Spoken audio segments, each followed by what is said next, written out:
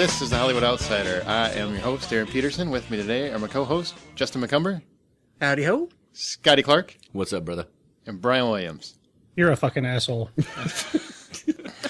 Sorry, that's probably a different podcast. All right. That's true. Hey. How's everybody doing? Good. I wasn't here last week, so Brian is officially the only person to never miss an episode. That's right. It's all about the commitment, baby. Give him a round of applause. You should get something more than a Twitter tag. You should. You should get your own podcast.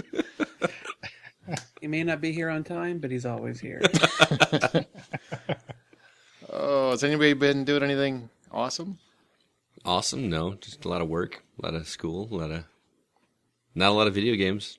More movies than video games. You should be proud of me. I am proud of you. You're finally growing as a man. Justin, what about you? Writing, editing. My head's about to explode from it. Your book should be coming. I saw you got a short story up, right? Actually, I got two short stories. I don't know if the second one has been officially released. I actually got paid for it. But my horror short story, In the Deep Dark, is out by from Abattoir, which is an imprint of Flying Island Press, and it's available for purchase. I think it's like $2.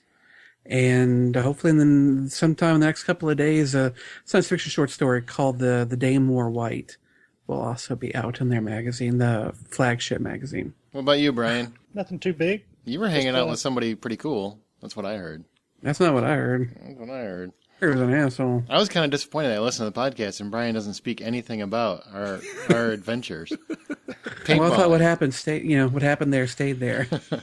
Yeah, I was trying to keep it, off the podcast, but if you want to bring it up, I'm just on saying. The down low. What happens in Georgia stays in Georgia. Yeah, apparently. I met up with Georgia Brian. We went and sprayed each other in the face with balls. Nice. Yep. I heard the devil went down there. Jesus. All right, well, with that, here's what we are. This is the Hollywood Outsider. Every week we talk about the newest movie and TV news, new and upcoming film and Blu-ray DVD releases. We review any recent releases. This week we got nothing because we reviewed everybody reviewed everything while I was gone. So we're much more productive when you're away. Yeah, but Brian and I are going to do a little touch up on The Gray. We're not going to re-review it because I don't like duplicating, but we will. The gray in your hair? Touche, sir. Touche. Ooh.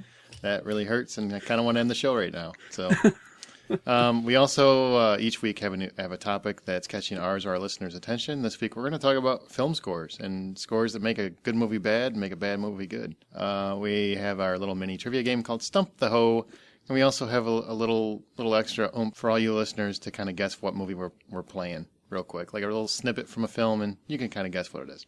And then every week we have a Flashback DVD, which this week it's Brian's turn. It's a little known or obscure film that hopefully you can take away from this long fucking show and enjoy. With that, are you guys ready to get into the actual podcast? Yes, we are. I'm more excited than you. Well, I could do it like Rod Serling, like somebody does. When I listen to the episode, I don't know if you guys are listening. If you're listening for the first time, you should go listen to episode 26 because the very beginning sounds like the Twilight Zone opening. It really does. This is the Hollywood Outsider. That's what you sounded like. I was just waiting for it.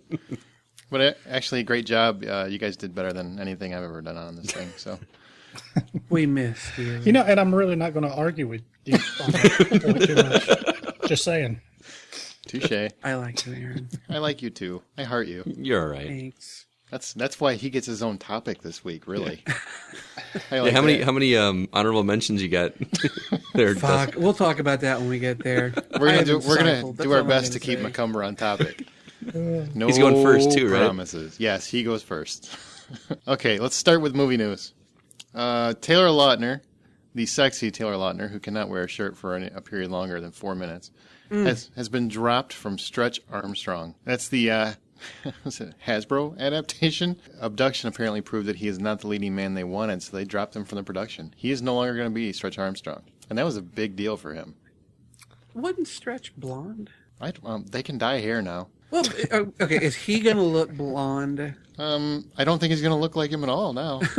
Well, I guess that's... I'm just confused by this because I never had a Stretch Armstrong. Is there some kind of lore behind this toy that I had my own Stretch Armstrong. But I don't wasn't a remember doll. a lengthy story behind it. It was just a dude that his arms and legs stretched really long, and that's all I can remember. Can you imagine the backstory? How riveting that's going to be? He came from a family of stretchy angry 8-year-olds who do nothing but try to pull his arms off and can't do it. He and his brother, Mr. Fantastic, yeah, I'll be honest with you. I would like to see him as Stretch Armstrong because I'd like nothing more than to pull Taylor Lautner's arms and legs off. Here's what's weird about me, or what I'm. There's so much weird about you. Here's what's weird about this concept to me. It seems like toys and board games are becoming this generation's comic book movies. Between Battleship, Stretch Armstrong, freaking Candyland I saw today. It's being made into a movie. Is this like the new thing? I don't know. Chutes and Ladders would be fun as hell. How do you make a story out of that stuff? Is it just like they come up with a story and then just slap a coat of paint on it? Did you see Transformers? Story is irrelevant.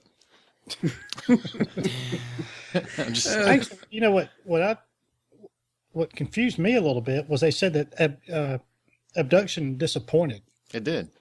It was a flop. Okay, they said it made $82 million. Worldwide. Okay. You got to remember that Twilight is like a 700 million plus cash cow each film. So they were kind of hoping that at least some of that audience would follow him to Abduction. And this was like an action pick, so it's very genre driven. Fair enough, but the budget was $35 million.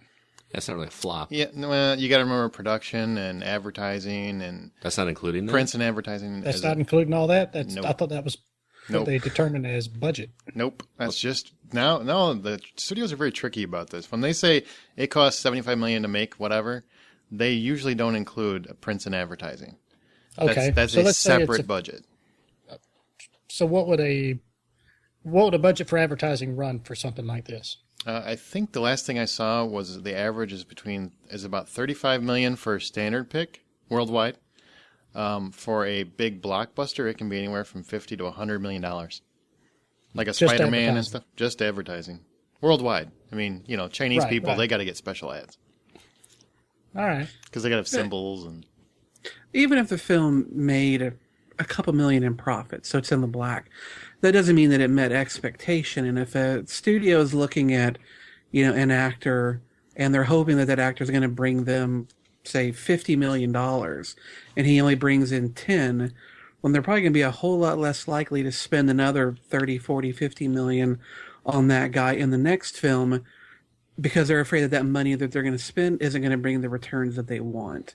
And so just because a movie's profitable doesn't mean it's as profitable as they want it or need it to be. But it also so means I'm not actually a flop. not surprised. Thanks. Exactly. And it's very much, I think they were trying to see if he could be a lone franchise star. Mm-hmm. And I think because Abduction was directed by John Singleton. I mean, it's not like it was a piss poor production. I mean, they put all the stops for this guy. So apparently everybody went Team Edward. Huh? Jeez. Well, I think unfortunately he really is too tied to that franchise for right now. They're going to have to give him a couple of years for the Twilight stink, I guess, if you want to call it that, to wear off of him a little bit before people can really see him in something else. It's, a little Daniel Radcliffe-y. Yeah. Taylor, put your shirt back on, take some acting classes, come back in 5 years. Shit, if you had his physique, you would never wear a shirt. So I don't wear a shirt now, and I got nothing close to it. Yeah, trust me, he's not lying. It's like staring at the sun.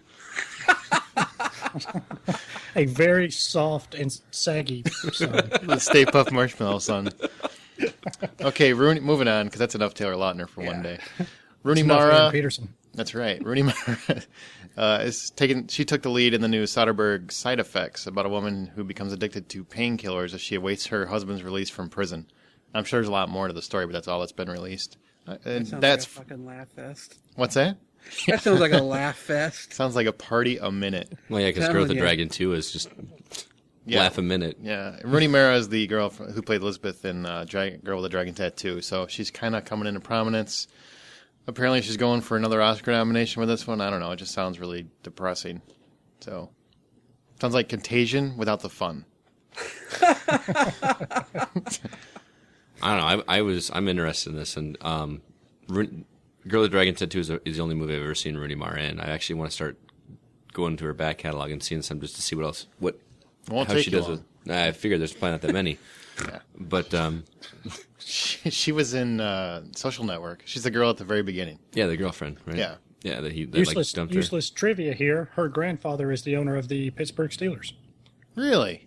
Yep. You'd think she wouldn't have to be acting. She could like just be sitting back, sipping Mai Tais. Well, I don't know if you read this, but she actually replaced. It was supposed to be Blake Lively originally, and she won out over Blake Lively. I don't know very little about her. Dragon tattoo or for this? No, thing? for side effects. For side Okay. effects. Sorry. I think Gina Serrano should be hired for it. I'm just saying. She could kick some ass while she's going through withdrawal. It would be awesome. So I'm stoked to see her in a Soderbergh movie. I think a role in one of his movies is exactly what I'm looking for. Well, that'll be interesting. That'll probably be out this year. He actually does a quick turnaround on film. So What's also interesting is that Channing Tatum's also going to be in that movie, who was also in Soderbergh's last movie, Haywire, who was surprisingly fantastic in my opinion. I thought he was good in Haywire. yeah, he was really good in Haywire, And I was really surprised by that. So I'm looking forward to seeing what comes of this. and he's very handsome, dreamy almost. Good looking dude. Next piece, Cliff. Who the fuck? Cliff Eastwood. Clint Eastwood. Clint fucking Eastwood. There you go. Returns with Amy Adams and Justin Timberlake. That was just announced in a movie called Trouble with the Curve, and that's coming out September 28th. Some movie about an aging baseball scout on one last road trip with his daughter. But God, I can't speak today. Clint Eastwood is coming back to acting, which I thought he was done.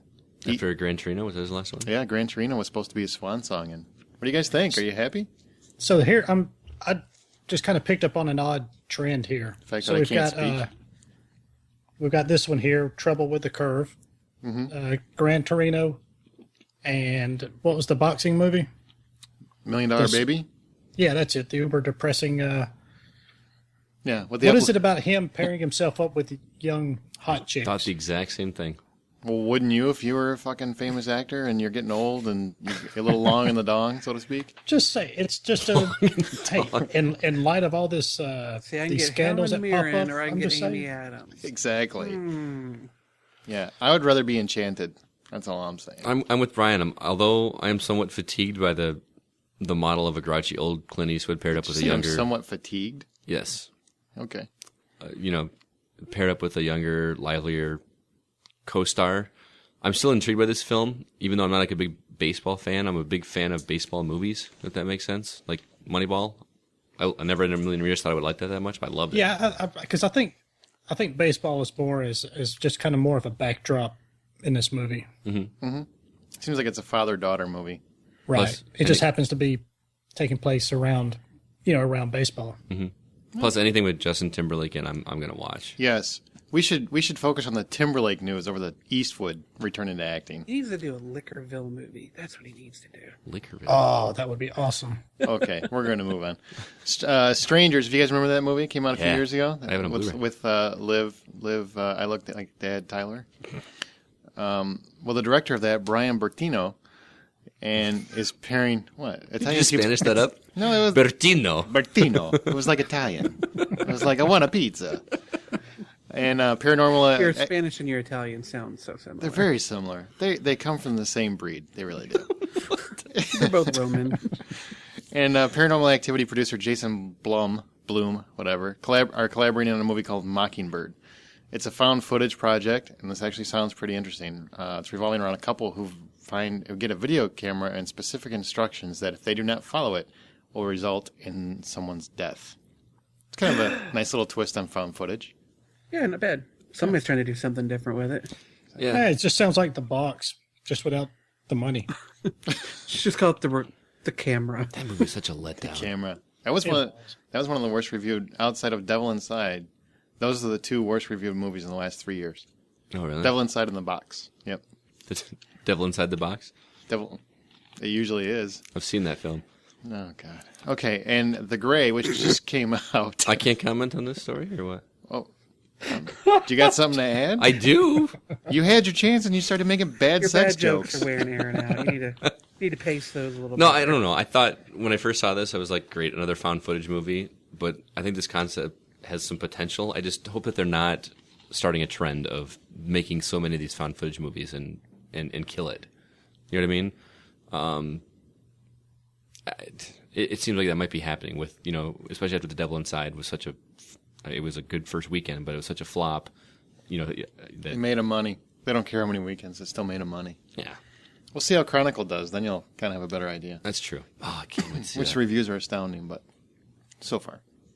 Okay, The Grey's Joe Carnahan, he's the one that directed it. He has signed for a Death Wish remake. So he's going to remake Death Wish, the Charles Bronson flick from the 70s about whose wife and daughter gets killed. And Bronson goes all apeshit and decides to enact his death wish on them. Rumor is Liam Neeson is the top choice for the role. I could see that since of course he was. He'd be an A-team and the Grey. And Frank Grillo, who's I wouldn't really call him the bad guy, but he's kind of the heavy in the film. The Grey, he's being written a role. So that's some cool news, I guess. I don't know. I don't really see why I need to remake Death Wish. Maybe Death Wish 4. We could remake that one. You know, leave the first one alone. Never seen any of them. Really? Yeah, are they good? No, not really. Maybe the first one was. First one was good. First one was good. But second one was pretty good too. But yeah, but how many times can he run across the same circumstances before it just becomes sad? Maybe you're the problem, Charles. Ooh, That's hey, true. you're walking. Yeah, you're walking on sacred better ground watch there, it. buddy. Yeah. Film scores ain't gonna happen tonight. What? Anyway, I've never seen a Death Wish. That's right. Best soundtrack here.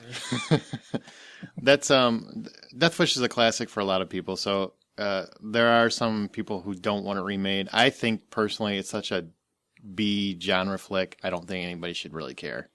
I'm hoping Joe Carnahan's a better director than what they had when they made the original. I think he could probably class it up a little bit. Personal choice. Another piece of news. This part my astound colleagues are not aware of because I'm adding it last minute. But Mel Gibson's newest flick, Get the Gringo. Yep. Wait, what? That's what it's called. You gotta be shitting me. After all his racial fucking bullshit, he goes with the title called Get the Gringo. A gritty south of the border action flick is going to go on demand May 1st. And it will hit Blu-ray and DVD later in the year. It's not going to theaters. It's going on demand. And the reason why I brought this up, because I think this is funny, because I like Mel Gibson, but his career is he's killed his own career. Where's Robert Downey Jr. when you need him? He's going to help him out this time? Yeah, I'm sure he will. But they are spinning this as, it's not due to Mel Gibson's career, but as a calculated new release process test. Like they're trying to try out a new way to release films.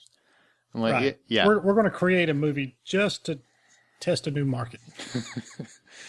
Oh, it's funny. Hollywood loves taking chances with making money, you know? Wait, it's going to be on... It's not going to theaters. I get that. It's going to be on demand, and then eventually it'll be on Blu-ray. Oh, so you can only buy it like on... You can only get it on demand. You can't see it in a theater. When you said, I was originally thinking like the Netflix instant stream or something like that. Doesn't make any sense. Oh, it'll be there quick enough, I'm sure. Yeah. But they are spinning it like it's not because of his downward trajectory. It's just because, that silly Mel. We're going to try something new. So he didn't direct this. Okay, I'm looking it up on IMDb, and it's not even called. Was it Get the Gringo? Yeah, they're calling it Get the Gringo now. Yeah, on IMDb it's actually called How I Spent My Summer Vacation. They just changed the title. Yep.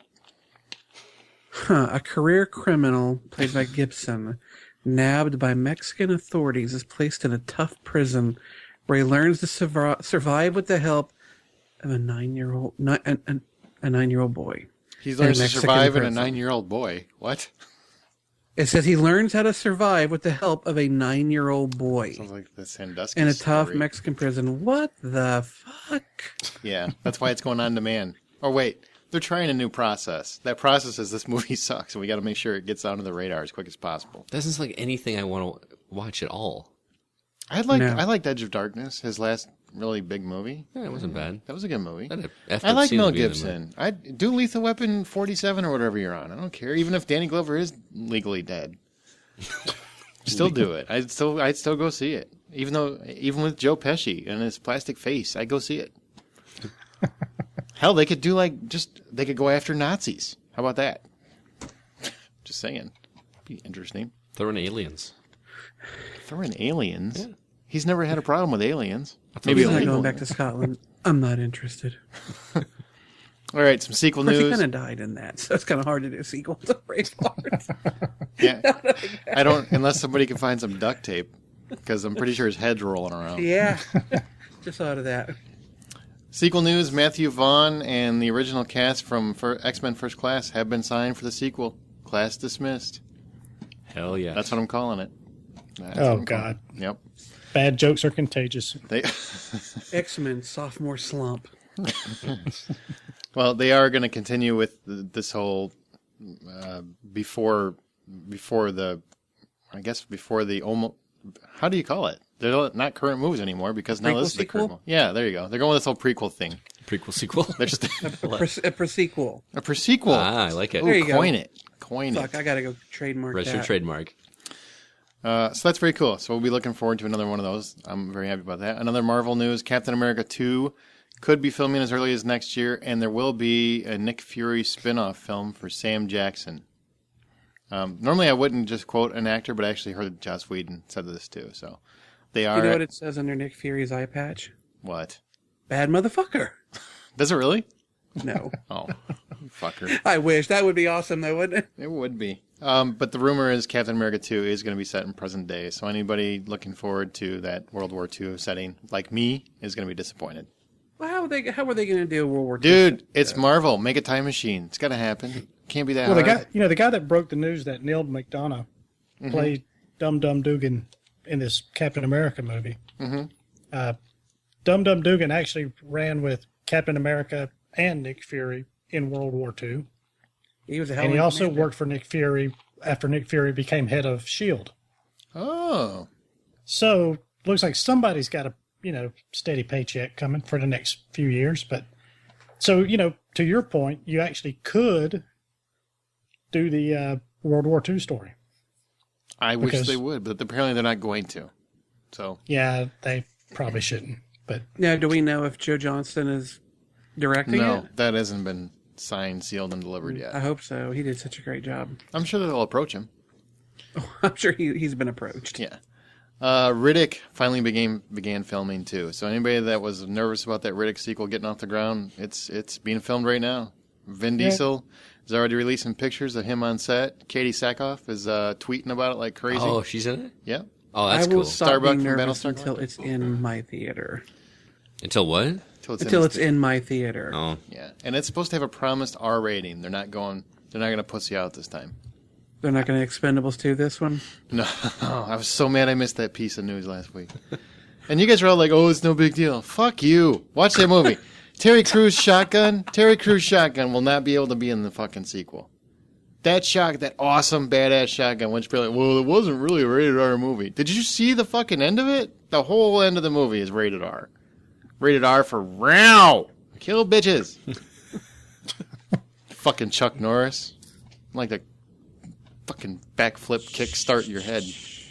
Fucking. I want to revisit the Riddick series because I like the first one a lot, Pitch Black, but I wasn't too big on the sequel. It wasn't the first time I saw it, but I didn't like Pitch Black the first time I saw it either. Oh, really? I No. loved Chronicles of Riddick. Loved it. Yeah. It is pure space opera goodness. The more times you watch, they just had a little too much going on. If they would have just toned back a little, some of the look, because I think they had a budget and they were just way too busy with some of the stuff. If they would have toned that back, that movie would have been a lot better. Isn't M in that movie too? Eminem? What? No, M from, I can't remember what's her name. Yes. Judi Dench? Judi Dench, thank Yes. Yes. Yeah, she played an air elemental. And there should be a law against Judi Dench acting with Vin Diesel in anything, really. It feels wrong. It just feels wrong. Because, let's face it, Diesel, he's never going to the Oscars. He's not. Unless he's as Judi Dench's bodyguard, he's not going. I don't even think they invite him. Okay. That's it for movie news.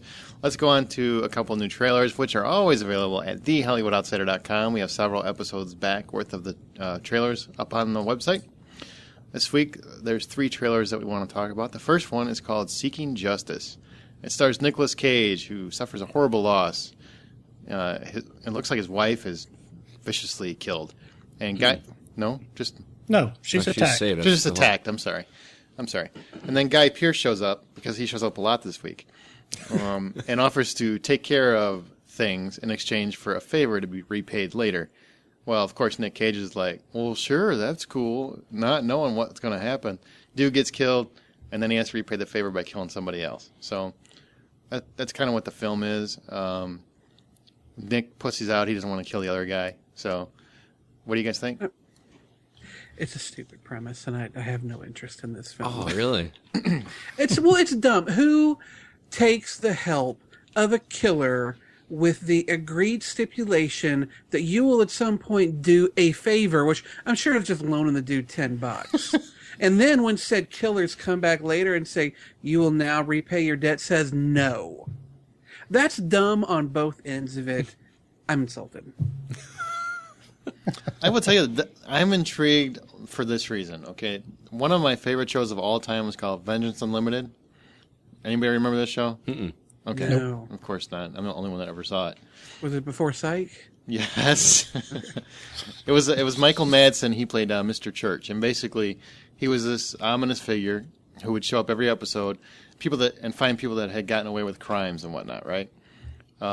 He would help the person that had been victimized by saying, I'll help you, but you owe me a favor to be paid back later, basically to help somebody else. And then he would basically set the person that did the crime up for something horrible, some other crime. I mean, it was a fucking awesome show. It was really dark and way ahead of its time, but it reminds me of that, except really evil. And so I'm interested. The only thing that makes me nervous is Nick Cage is in it. See, I'm not as much of a Nick Cage hater as everybody. He's made some poor decisions, but not nearly as bad as he gets crap for, in my opinion. He named his kid Jor-El. I don't I really. think that's awesome. You would. If I could name my son that, oh hell yeah. What is that? Does it have a Superman reference or something? What is Yes. that? Oh, Seriously? How do you get on a movie podcast? Just kidding. Wow. I got it. I knew Kal-El was Superman. I didn't know what Jor-El was. Or That Kal-El. was his dad. Kal-El's his dad. See, there you go. No, Jor-El. I know. That's why I He didn't named get. his son Kal-El after Superman, but Jor-El is Superman's dad. Oh, see, I didn't know that.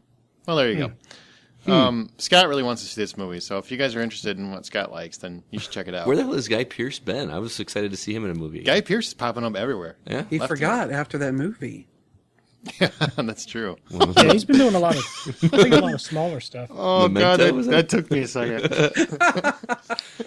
He didn't tattoo it on his arm. He's not gonna. He can't remember where to go. Where's the casting sheet at? The next movie is called Lockout, and that also stars one Guy Pearce. It's basically Escape from the Moon. All this thing's missing is Kurt Russell.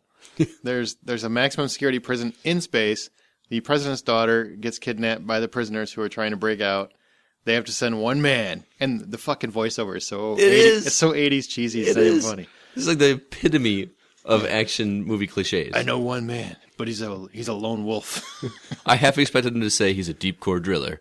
I like that's what I heard. It's so cheesy. And then they send this one man to this space station to break her out. It's totally Escape from New York, but it looks kind of cool. It does look kind of fun. Not gonna lie. Brian, Justin, what about you? You guys want to see Yeah, this? I agree. That's all I could think of was Escape from New York. It's I don't know if I'm going to go to the movies to see it, but it does appeal to me a little bit. It does look entertaining. I'll just probably end up waiting for cable or something because it looks too predictable. Unless they start releasing more previews where it shows me a little something different, I'll probably pass on it. But I love Guy Pearce, so I do too. I think he's a great I think it actor. looks fantastic. My only two reservations, one is, what is her name? The lead female. Maggie Grace. Maggie Grace. I don't like her very much. And I really have never liked her all that much. I don't know if I'm going to find her a compelling element in this film. The other thing is more conceptual. I kind of hate the idea of making a prison where your prisoners sleep. What kind of fucking prison is that? I mean, Demolition Man, they were frozen. I know in other stories they're just kind of knocked out and kept away from society. But I don't know. I guess the whole notion of these people aren't actually either being rehabilitated or being what's the other word for it? Anyway, just the idea of knocking prisoners out and holding them unconscious to me is kind of a weak sauce idea, but They're on it's timeout. science fiction. Do what? They're on timeout. Right. It's all a big old timeout. The fact that though it's a science fiction film, which I'm automatically, my ears perk up a little bit. Guy Pearce looks like he's a complete badass in it. Mm-hmm. I'll be in theaters to see it unless I see a trailer that shows me something that turns me cold. Right now, I'm money in hand, ready to buy my ticket. Fair enough. Okay, well, look for Escape from the Moon when it comes out. The last trailer, I'm sorry, Lockout. I was going to say, wait a minute. The last trailer is called The Cold Light of Day, and we should have referenced that when we were talking about Superman a minute ago. But the new Superman, Henry Cavill, is playing a kid vacationing with his parents or his family, who leaves, comes back to his boat, and finds out they're gone. They're gone. Come to find out, Daddy is Bruce Willis, and this motherfucker was a spy and shit. So he basically has to work with his dad to get the family back, and finds out that his dad is a little cooler than he really thought. And Sigourney Weaver shows up as a bad chick. Looks kind of interesting. This doesn't excite me very much at all. I don't know. This just seems like the kind of same old surprise I work for the CIA movies that we've seen in a lot of comedies lately.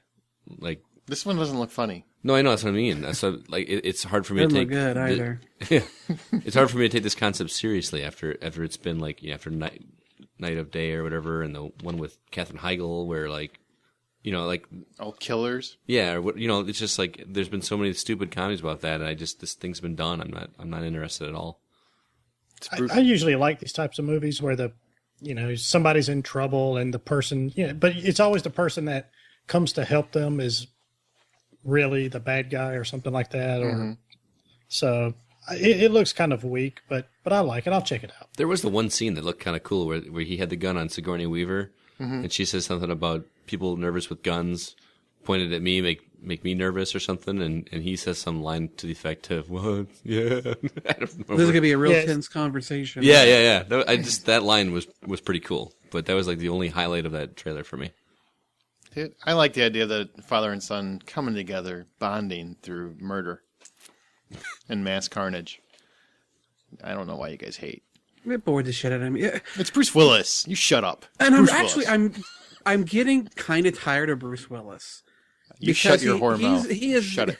He's becoming the Kirsten Stewart of male actors in that everything he does, he just kind of looks the same through the whole thing. He's got his Bruce Willis face, and that's basically all you get. And it's so boring. I spent half this trailer not even understanding the relationships of these characters.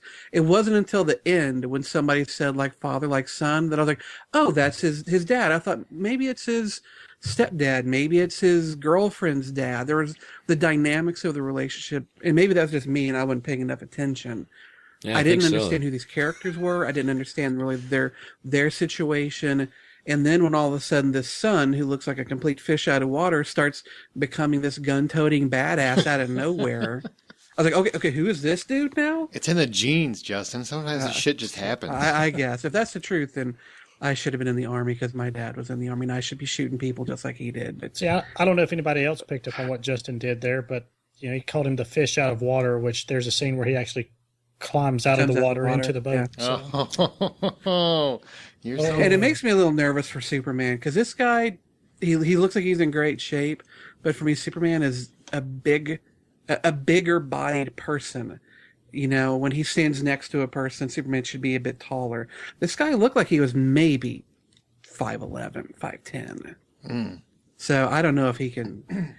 We'll just see how high his heels are in those Superman boots. Okay. Well, that's it for movie news and trailers. As we said earlier, you can see all three of those trailers, Seeking Justice, Lockout, and The Cold Light of Day on thehollywoodoutsiders.com. Trailers, recent episodes. Let's go into Stump the HO. Stump the HO. Stump the HO is the game that we play every week where one podcaster tries to stump the other podcasters by asking a trivia question. So we're going to ask a trivia question, give a multiple choice, Justin, and then... See, I listen to the podcast. And then I gotta shake it up every now and again. And then we'll have the answer for you at the end of the episode. So this week it's my turn, and here is my question. You guys ready? I'm ready, Freddie. All right. Liam Neeson, at almost 60 years old, has finally become a household name, a big name. But he wasn't always so. No. There was a film... You don't like when I say it like this? I'm trying to be game showy. It's coming down the pike. Okay. There was a film Liam was considered for. He wanted very much, but when Anthony Hopkins, that son of a bitch, expressed interest, Hopkins won the role and Liam was dropped like a hot potato. What film was it? Was it A, Fracture, with Ryan Gosling, B, Dracula, C, Silence of the Lambs, or D, Meet Joe Black? Ding, ding, ding, ding, ding. Scott. Silence of the Lambs. Silence of the Lambs. Mr. Brian Williams. Oh, I'll go with Meet Joe Black. Meet Joe Black. And Justin McCumber. I'm going to go Dracula. Dracula? Who doesn't want to play Van Helsing? Good call. Well, we will find out near the end of the episode. Right now, everybody else ponder that. Try not to cheat and Google that shit. Just wait. And Willie will answer near the end of the episode. Let's move on to the big screen. Normally, this is where we review any new releases, which we don't because they reviewed every single movie that's out last week. So if We didn't see one for the money. If you want, that's true. Well, Brian was supposed to, but apparently he chickened out. I pulled a Scott and got shit-faced and just didn't make it. Pulled a Pulled a Scott. We're going to call it Great Scott. I Great Scotted. Wow. But Brian and I both did see The Gray, Gray, Haywire, and Underworld were all reviewed last week. So if you want to hear more detailed reviews of those films, please listen to episode 26 of The Hollywood Outsider. What we are going to kind of just touch on The Gray real quick. And then if you stay through the end of the podcast, after the end song, all the credits and everything else, we're going to have kind of a little after party where we discuss the ending because we don't want to go into spoiler territory during the actual show. So, okay. Gray, Liam Neeson, plane goes down, lands in the woods. Wolves are surrounding everybody. They're trying to survive. Basically, that's the plot. You can listen to more detail, like I said, to last week's episode, or on YouTube even. Brian, did you like it? Loved it. What would you give it out of 10, Finn? I'd give it a 9. Wow. I'd give it a 9.5. Wow. Damn. I I'll loved tell you, it. I can't wait to rent this. I really think this is just a guy movie, and I don't know if, my wife, she said, I liked it, but it wasn't very good. I'm like, what the fuck does that mean? But she was expecting something different. She was expecting the, one man against a pack of angry wolves type of, Rambo type movie where he just fights off a bunch of, rabid wolves or something. Mm-hmm. And it was, but it was just I think it was just a much deeper movie. So it was, and it really put me in this odd mood when I left. It was just like, man, I just felt sucked into that movie for, the 2 straight hours. And it was just an absolutely phenomenal movie. And I will echo that. And like I said, I don't want to go 2 months. I don't like to be repetitive, by reviewing the same movie week in, week out. I don't want to do that. But since, Scott and Sean got to see it a little early, Brian, plus I just want to talk about it. Fuck off. But you're going to do it anyway. That's right. I'm going to pull a McCumber. That's what we're going to do. That's my fucking show. I'll pull a McCumber. Brian's pulling Scott's. I'm pulling McCumbers. That sounds dirty. McCumber? Pulling No, McCumber is dirty. A cucumber's dirty.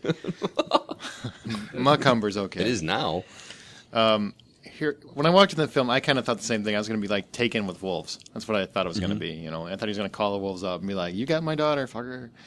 But it wasn't. It was a really kind of a deep movie, and it starts with with you realizing he's kind of a weak character. He's not really the strongest character that you think he's going to be. And then when the plane crashes, which all happens within a matter of 15 minutes, it's not like it's spoiled, it's all in the trailer, and they end up surrounded by these wolves, I think people just assume it's going to be a constant thing with the wolves. And really, the wolves are kind of a backdrop. They're more of a force that drives... Brian, would you agree? They're like a force that drives the story as opposed to actually being the story? Yeah, absolutely. I mean, it's really about him trying to find his way. Are these guys going to survive?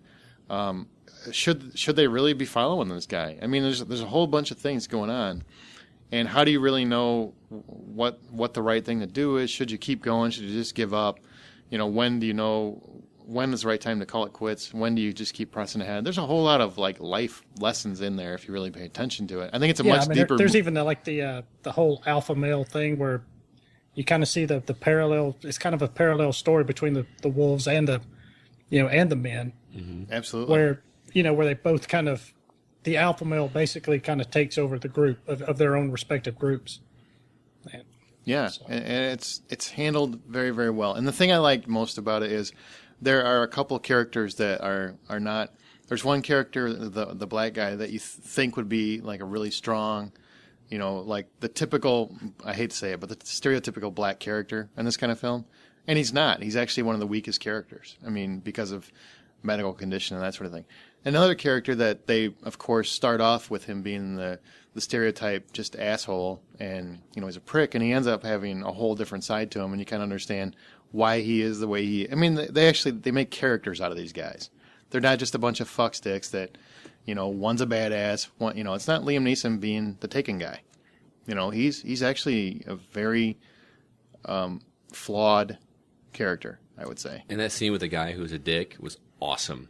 Which the scene? whole oh yeah scene with him was so awesome and very deep. Yeah, very deep. This movie had a lot of heart to it, I think, and it's very much a guy's heart, not like the chicks and there's fluttering and that kind of shit. I mean, did you guys feel cold watching this?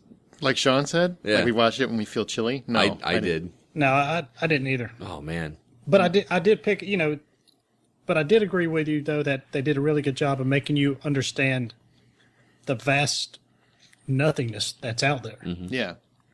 And really like showed you that, hey, this ain't nobody coming for our asses out here. Yeah. Just well done. And the ending, which like I said, we're going to talk about after the show is over because A, Justin hasn't seen it, and B, we don't want to spoil it for anybody that hasn't seen it yet. The ending, I think, is very polarizing. I think there's going to be a lot of people that absolutely love it, and a lot of people, because of the trailer, which I'll explain after the show. If you really want to know, listen after the show. Because of the trailer, I think, is really going to piss a lot of people off, which it seems to be doing, actually. But we'll get more into that. If you want to hear more about that conversation, listen. It's going to be at the very end of the episode, after all the music and everything else. Then we'll have that interjected at the end. Let's move on to what the box office did real quick, which got skipped last week, by the way. Yeah, you got called out, motherfucker. I didn't do it intentionally. I think you did. I think Justin probably talked him into it. Yeah, we had a combo. Blame me. Real quick, The Gray was number one with 19.6 million, which is better than what anybody predicted. Underworld Awakening held really strong, actually, for being a fourth movie in a franchise. It only dropped 50%. So, you never know. They might have Underworld. Do not underestimate the power of that leather-clad ass. It's a good call. Amen, brother. One for the Money made 11.5. It didn't do that well. 11.5 million. And Man on a Ledge, $8 million. Wow. 8. That's the opening. Yeah. Yeah. There will not be a Man on a Ledge 2. That man's jumping. I don't think there's going to be a Red Tails 2. I think there's some studio execs jumping too. No Red Tails 2 either. That's kind of barely hanging in there. 44. Poor Lucas. Yeah, I'm sure he's hurting. Okay. Maybe they could do a remake or a sequel to Inglourious Bastards and work the Red Tails crew into that. That's funny. That's funny. I love this is going to sound horrible, but Dustin sent me, a friend of the show, sent me a message. She said, I want to see Red Tails, but I can't decide who's going to die first. Oh. Oh, that's wrong. Okay. If you want to hear more about the February 3rd releases, which are Chronicle, Big Miracle, and The Woman in Black, you should listen to last week's episode. But more so you can listen to reviews of The Gray, Haywire, or Underworld, which, by the way, Haywire, I loved. I'm sorry everybody else didn't. Moving on, February 10th. This is what's coming out. This is where we talk about the movies coming out and what our pick of the week are. There is one movie that's not on your list because I forgot about it. It's called The Vow, so I'll talk about that one first. Channing Tatum, that sexy, doe-eyed fool, and Rachel McAdams from The Notebook play a newlywed couple who are involved in a car accident that robs McAdams of her memory so she can forget that she was in the Notebook. Tatum vows, get it, to win her heart again, and the movie comes out right before Valentine's Day. Did we see this movie already? While you were sleeping? Yeah, it's kind of like that. Yeah, yeah. No, not really. Well, except she didn't. No, they were actually a couple. Yeah, she pretended to be a couple.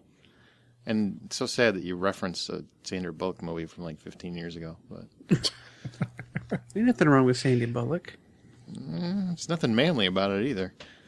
Is this something you guys want to see? Yeah. No. I'll watch it, but I'm sure it's going to make me cry, so I'll wait till it comes out on video. I'm a sucker. Brian, you were going to say? Yeah, absolutely not. Nope. He's too manly to ever want to see that That's movie. right. I've got testicles. Says the guy who's been to every Twilight movie in the theater. Yeah, true. That's true. That's because I want to use them. They shrivel a little every time, you know that, don't you?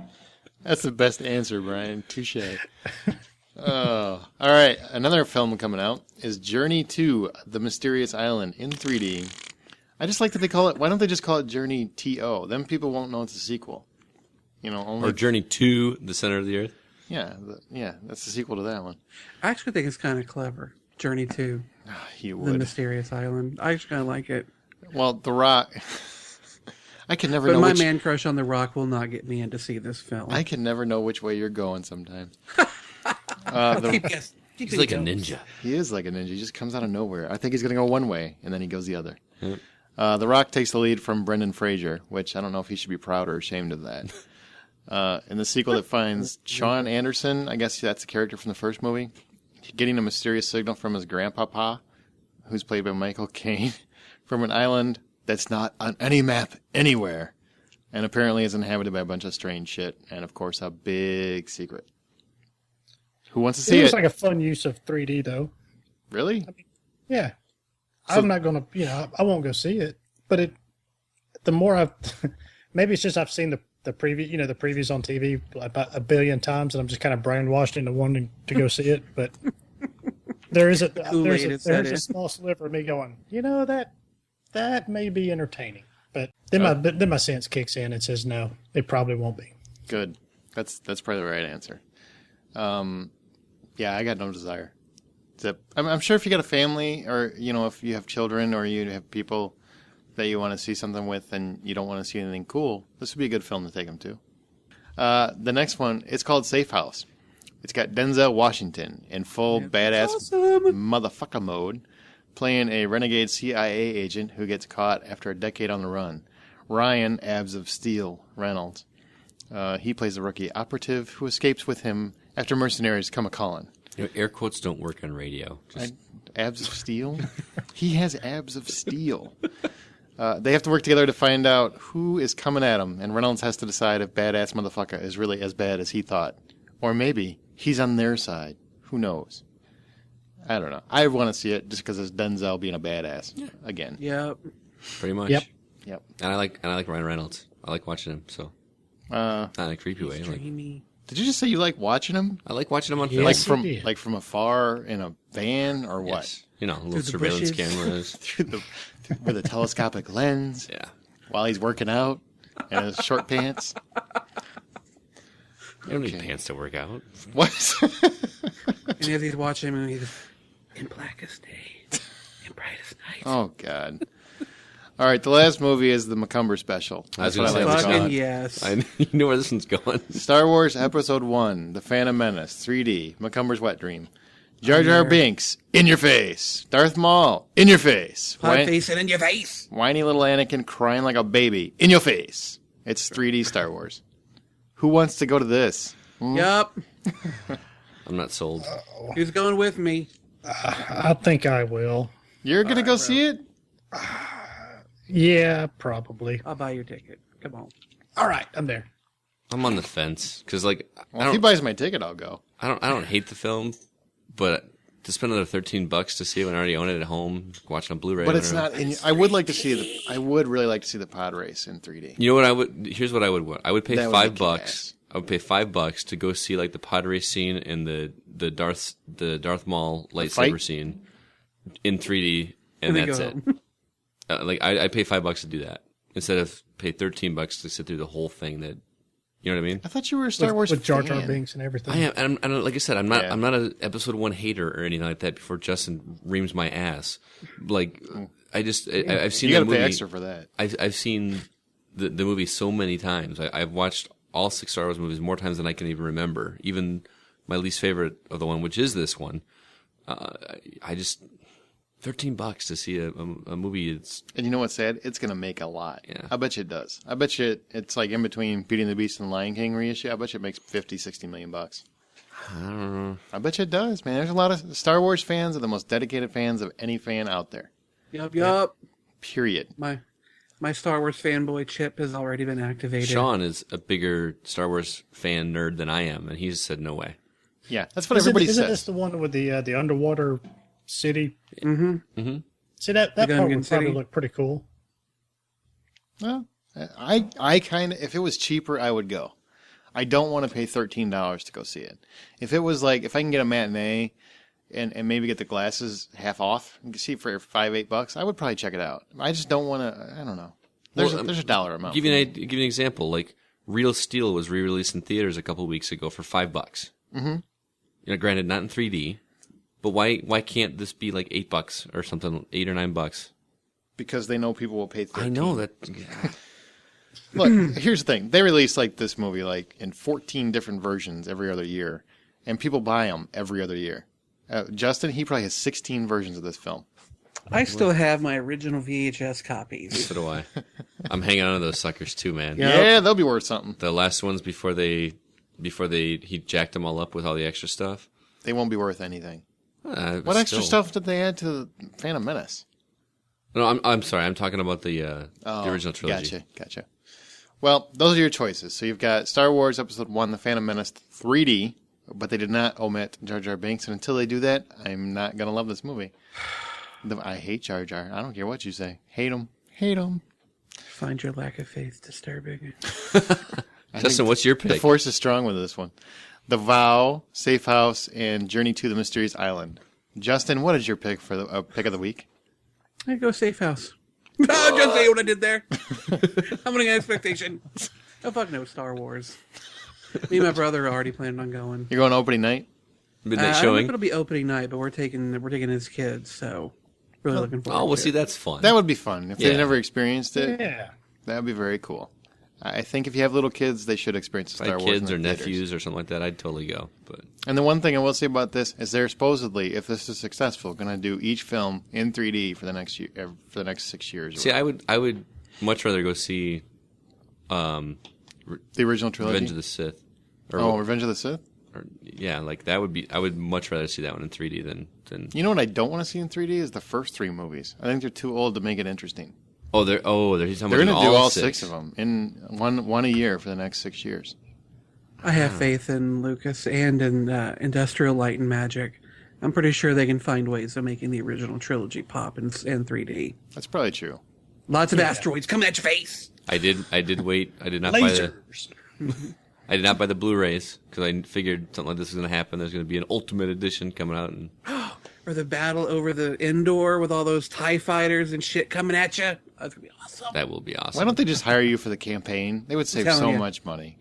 You just run into bar after bar after bar. Hey guys, guess where I'm going after this? You should come too. X-Wings at them. See All what right. that looks like? So we know Go to the Justin. theater. We know Justin's choice. He's already like ejaculating. And Scott, Safe House. Brian. I'll go with Safe House. All right, we'll go with Safe House 2. Actually, the first one. They haven't made a sequel yet. We'll see how it does. We'll see Safe how House it Real, 2. real Safer. quick Star Wars story. Just recently, I don't know if you guys heard about the guy at Toys R Us in Portland, Oregon. Earlier, I think it was last week. Okay. No. Guy's got a history of being mentally fucked up.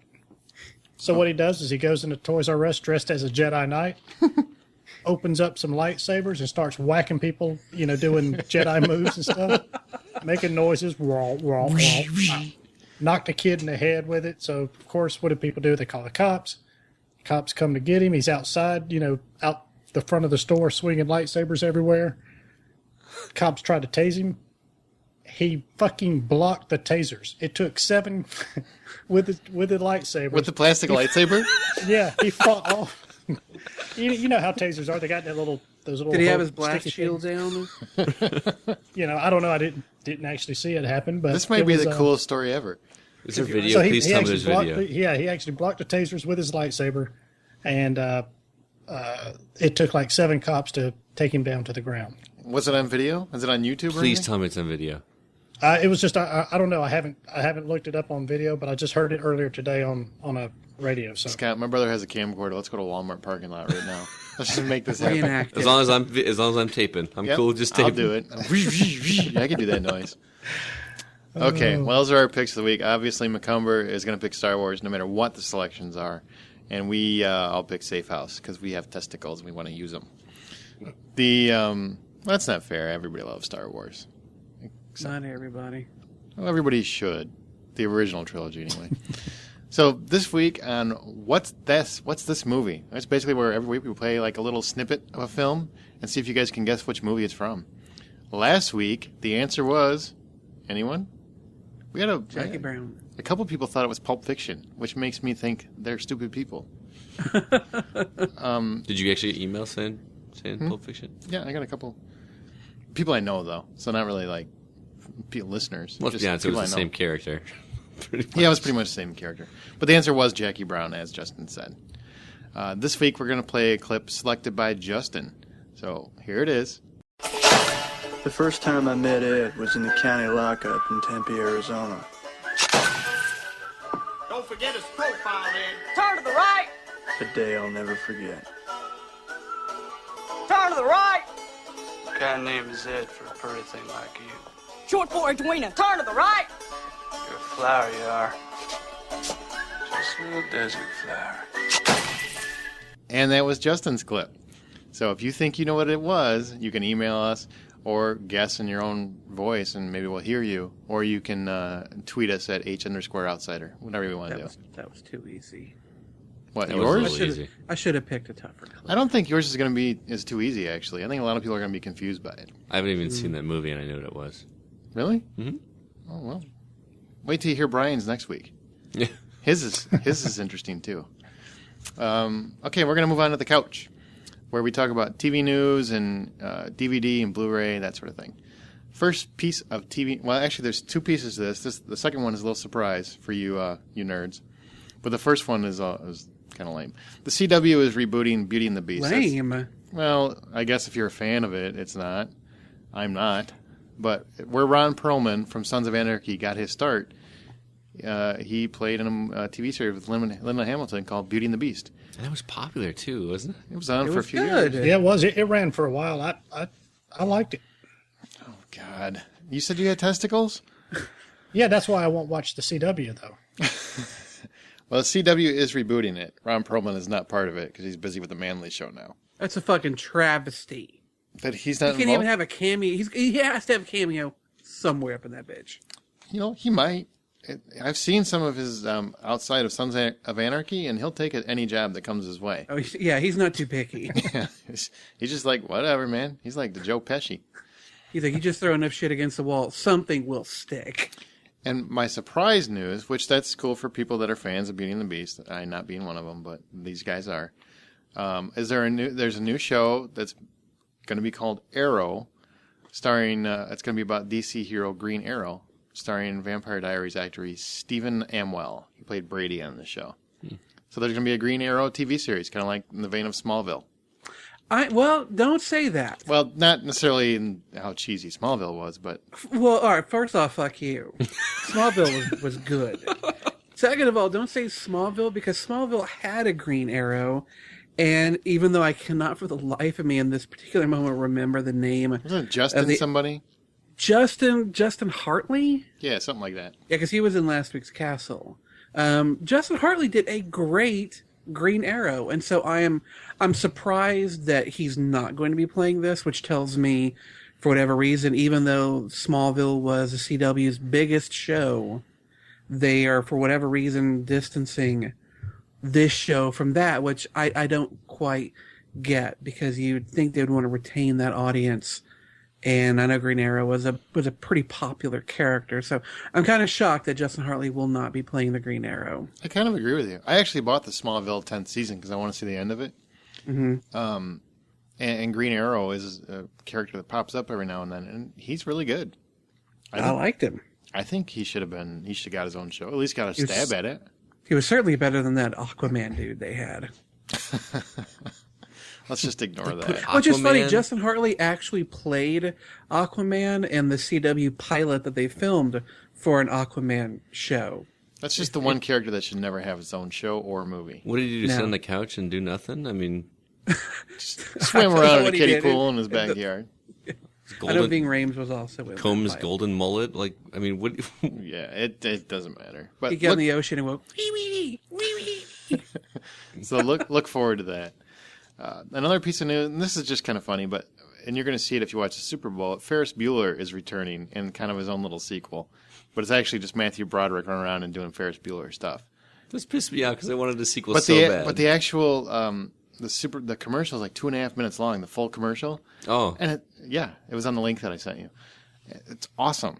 You didn't like it? I don't know how I feel about this. I'm a huge Ferris Bueller fan, though. My love for John Hughes is extremely deep. And I think of all of these, Hollywood deaths that have ever occurred, I think when John Hughes died, that one affected me more than any of them because his movies have meant so much to me during my life. I mean, I was a kid of the 80s and the 90s, so 16 Candles and Weird Science and Breakfast Club, these are the films that told my childhood story. So when John Hughes died, I was devastated by it. Now that they're using that film, which, just in trivia, my very first date was taking a girl to see Ferris Bueller. They're taking that movie and now using it as a way to make an ad for a fucking car for some reason. And the car that's not a fucking Ferrari. If it had been Ferrari, or I may have been a bit more, okay, that's fine. For some reason, it really kind of bothers me. And the whole idea of doing a sequel, I don't even want. I love Ferris Bueller. I don't want a sequel that John Hughes was not a part of. For some reason, when he died, those characters and those stories for me were now put in a box. I don't want anybody sullying those. So I don't know. I had a really weird feeling watching that ad. Okay, so it's kind of personal for you. Very personal. I just loved the movie, and I thought the commercial was kind of cool. Just to bring that character, not really the character, but Matthew Broderick, knowing that he was that character. Because they say Broderick through the whole thing. They never actually say Bueller. that's interesting. Well, because they probably don't have the rights to it. That's right, yeah. Yeah. But I thought it was very cool. It was very funny. It was kind of a nice little, for me, nostalgia without going too over the top. So it was kind of interesting. And I really liked when he joined the Chinese New Year song instead of, doing the Beatles song. The one I saw was just apparently like a teaser for a commercial. Yeah, you saw the teaser. There's actually 2.5 minutes Yeah. of him running around just doing stupid Ferris Bueller shit. Did you see it, Brian?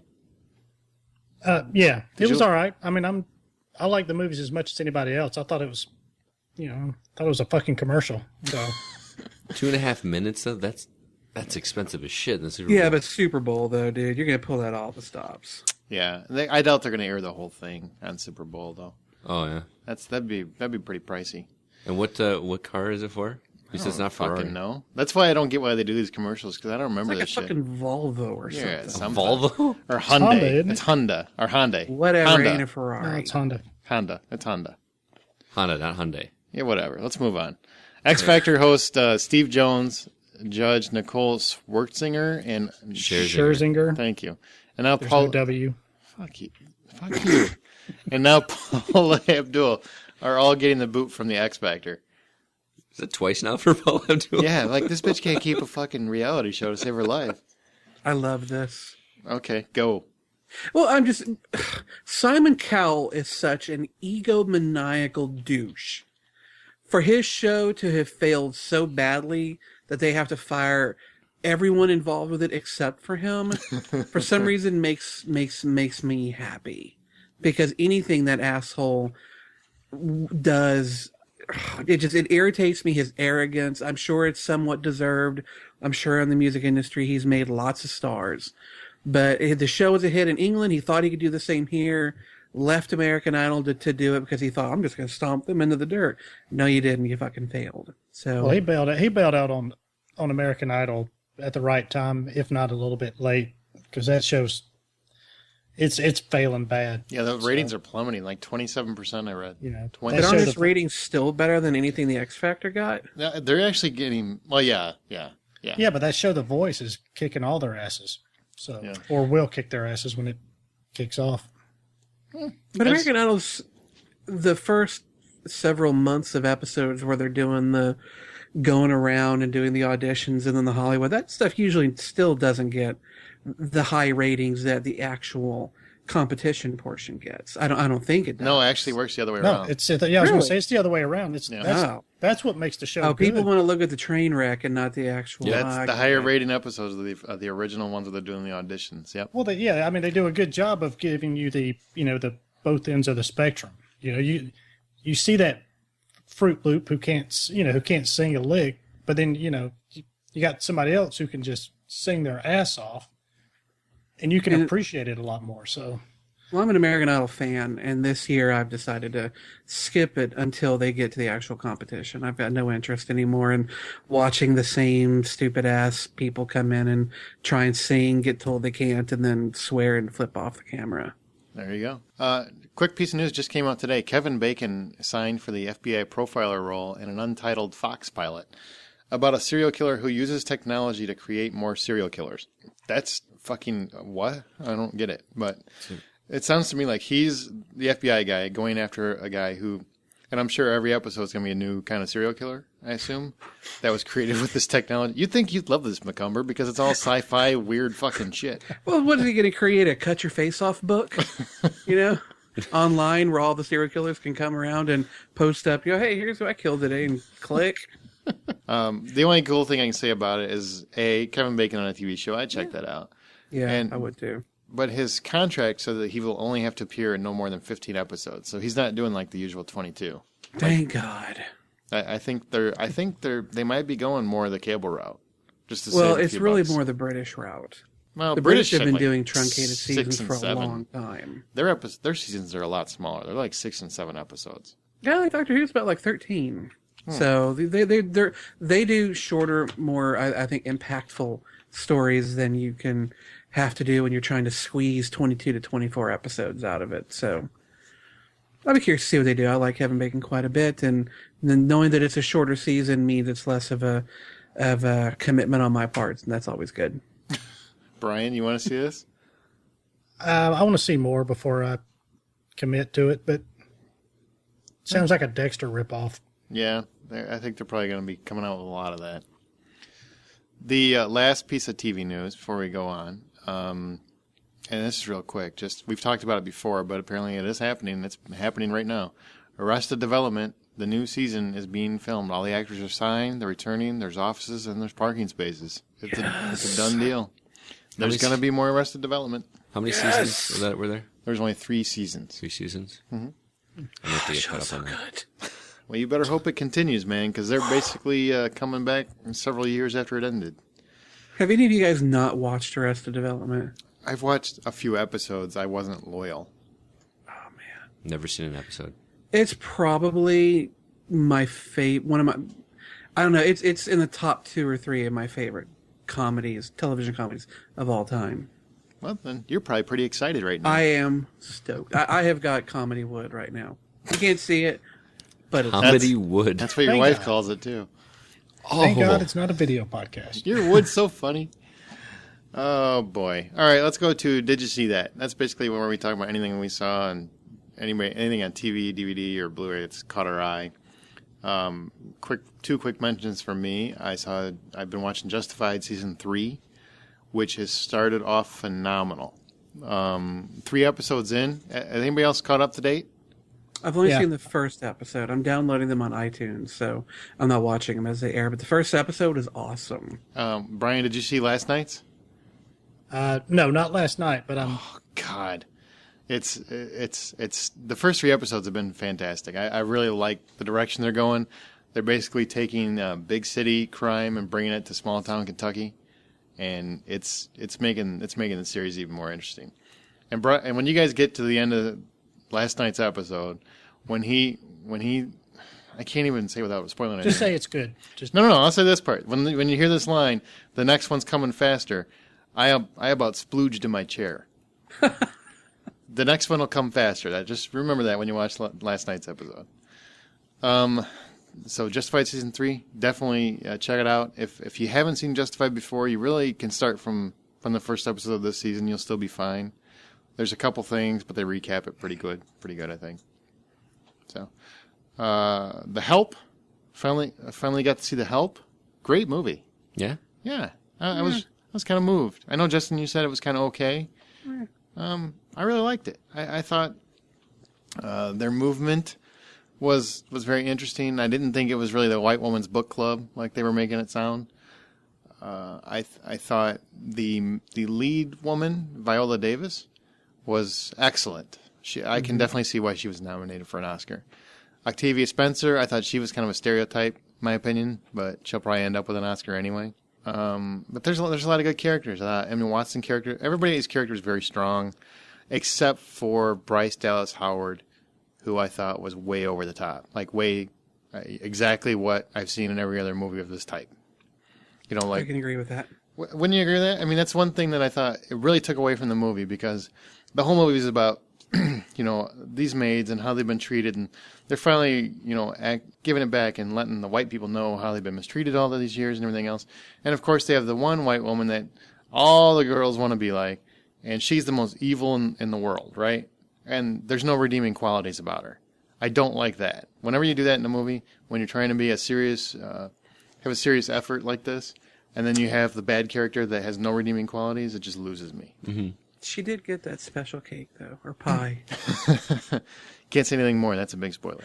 My favorite character in that movie, though, had to be the woman who had lost a couple of pregnancies. Oh, yes. And so was desperately trying to be a good housewife and hired a maid unbeknownst to her husband. I thought she was probably the most fascinating character, other than Viola Davis's character. She got nominated for an Oscar. She's one of the ones. She should. Nominated. She was fantastic. Jessica Chastain, I think is her name. Great job. I was actually surprised by that one, because that one started off pretty stereotypical and got very interesting.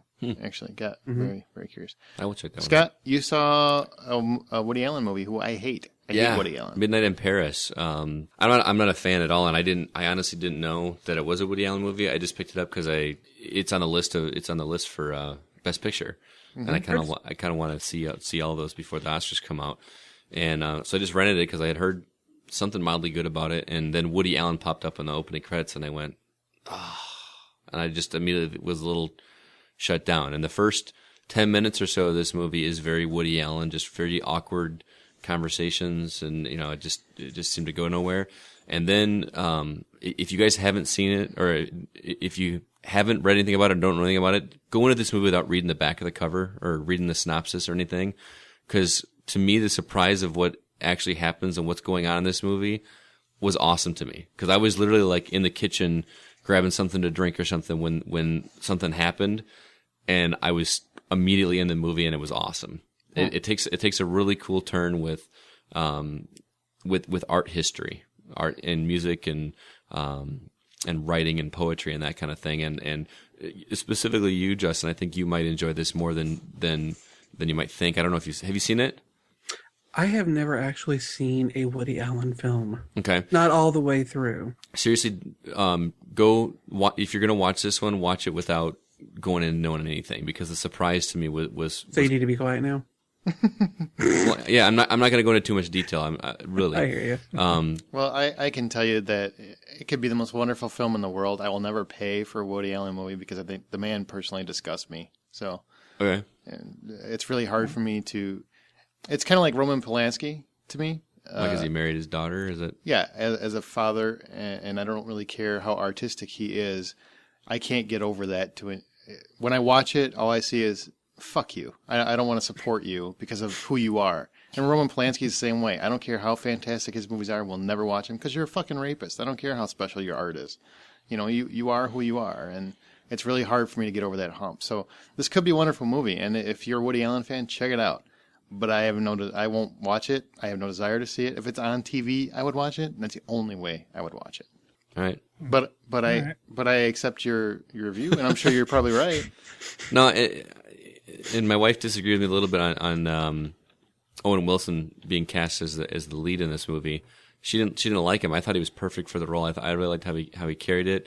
watching him kind of discovering what's going on was fun.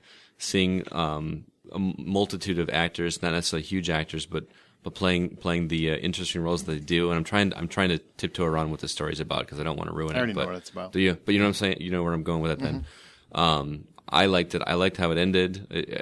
I actually rented like 3 movies over the weekend, and that was my favorite of the 3, and I was surprised by it. So. And you also saw 50-50? Yeah, 50-50 I also saw, which I actually enjoyed more than I thought it was. I thought it was going to be kind of cookie cutter, but Seth Rogen had some typical Seth Rogen moments, but they weren't ever over the top force like they were in like Knocked Up and that kind of thing. And really touching movie. I thought it was depressing. You know, it was a depressing comedy, if that makes sense. I know there was a lot of comedy, but it was a bummer of a movie. You felt bad for that character, and I love movies where you feel sorry for the character, like I mentioned before. So strong movie though. Yeah, it was a lot stronger than I expected. I thought it was going to be more comedy than anything else, and it wound up being very dramatic. How would you give those out of 10? Let's see. Midnight in Paris. I would give Midnight in Paris an 8, and 50-50 I'd probably give a 7.5. Gotcha. I give The Help about a 7. Mostly because that character should have been less nefarious. You guys, anything before we move on? Yeah, I watched the ending of Chuck. I'm probably the only one on this show who watched Chuck. I thought the ending was really well done. The final episode, I almost wanted to tear up at the end of it. Fringe has still been hanging strong. Do you guys watch a show called Blue Mountain State? No. It's available on Netflix, and I probably never would have watched it if Netflix hadn't recommended it. It's Van Wilder as a TV show, and it is hysterically funny. But I think you have to be an immature dude to really enjoy it. I mean, one episode is about nothing but fleshlights. And there was an episode this season, it's on its 3rd season, about taking dick pics with your camera, your phone camera. But there's 3 seasons available on Netflix Instant Streaming. It is really cheesy, really guy-focused, but incredibly funny. The last thing I wanted to mention is that I don't know if there's any Star Trek fans amongst us. Oh, my God. But the Next Generation, they're going to be releasing... Fuck off. They're going to be releasing high-def versions of the Next Generation. And what's intriguing with it is that they didn't just take the existing video and try and upscale it. Instead, they went back and they got the original film negatives, recut all the episodes together as they looked on television, but with the higher definition negative, they recomposited all of the special effects using modern technology, and they remixed the sound to be 7.1. They released a demo Blu-ray that has 3 episodes. The very first one encountered Farpoint, an episode about Worf called Sins of the Father, and then probably one of my favorite episodes of television of all time, The Inner Light. It looks fucking amazingly good for a show that is over about 20 years old now. Looks spectacular. I cannot wait for all the seasons to be released. It looks so good. I'm really impressed. Okay. Brian, do you have anything? No, I'm good. Okay. Just Justified was about it. That's good. Justified is awesome. Not as good as 20-year-old Star Trek, but it's still pretty good. Jesus, it's good. Make it so. Okay, February 7th, coming out on DVD and Blu-ray, a very Harold and Kumar Christmas in 3D. If you have a 3D television and those big fancy glasses, you can watch it. February makes sense. Anonymous, Fireflies in the Garden, Downton, oh, damn you. Downton Abbey, Season 2. Those are the releases. Anybody got a pick that they definitely want to see this week? Harold and Kumar. Okay. No. Brian, anything? Anonymous. I'm kind of with Brian on Anonymous. Justin, you got nothing? I would probably pick Downton Abbey. I've never seen it, but of all of those, I would probably rather just start watching that British show. Yeah, I'd go Downton Abbey. I'm kidding. I'm going with Anonymous. I really want to see Anonymous, but I didn't want to spend $10 after the reviews came out. Ooh, yeah. Hit me with that unknown shit. Flashback. Every week we have a little-known or obscure flick that we're hoping that one of our podcasters recommends that you can take home and hopefully watch something new. This week, it's Brian's turn. So, Brian, you got 2 minutes. Sell your movie. All right. My movie is The Wild and Wonderful Whites of West Virginia. It's a documentary produced by Johnny Knoxville and his media company, Dick House. That's not a joke? Sorry. No, that's the actual name of their company. But All right. You can start your 2 minutes over because we're too busy laughing. Sorry. So, all right, go ahead. Sorry. Anyway, but it's like I said, it's produced by Johnny Knoxville, and it follows the notorious white family of Boone County, West Virginia. And this family does pretty much anything and everything they want to. Everything from attempted murder, which they've probably succeeded at a couple of times, to dealing drugs. It primarily follows two of the members of the family. They're both brother and sister, Mamie White and Jessica White. Mamie's kind of the matriarch of the family, kind of the head ass kicker, and she's, as she says herself, she's the baddest motherfucking white of them all. Jessica is a legendary dancing nutcase. He's actually achieved such a level of popularity that he's got a sign on his front door of his apartment asking people not to bother him. Follows the family over the course of about a year or so, and it accounts their family business, like the mother of Mamie and Jessica, it's like her 85th birthday or 90th birthday, something like that. And then you got all the family members around that threw her a party, but yet they're breaking out the pot, the coke, all the prescription pills and stuff. And, of course, grandma's just kind of like, put that shit away, put it away. But is this a real movie or just like a mockumentary?